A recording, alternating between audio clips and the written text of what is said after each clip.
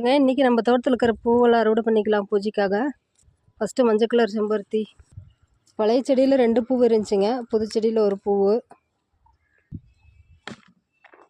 சாதா ரோஸ், முல்லைப்பூ, ஒரு ஆரஞ்சு கலர் செம்பருத்தி இருக்குங்க. நேற்றுக்கு அந்த செடியில் பறிச்சுட்டு போய் கட்டி போட்டேங்க சாமிக்கு. இன்றைக்கி இந்த செடியில் இருக்கிற செவந்தியெல்லாம் அறுவடை பண்ணிக்கலாம். டெய்லியும் அறுவடை பண்ணிகிட்டே தான் இருக்கு செவந்தி.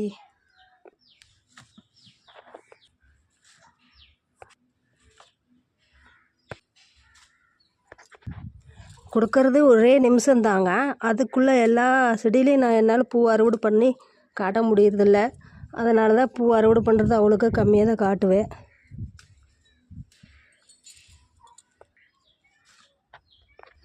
அவ்வளோதாங்க. பிடிச்சா லைக் பண்ணுங்கள். இன்றைக்கான பூ அறுவடை பண்ணிட்டேன். பாய்.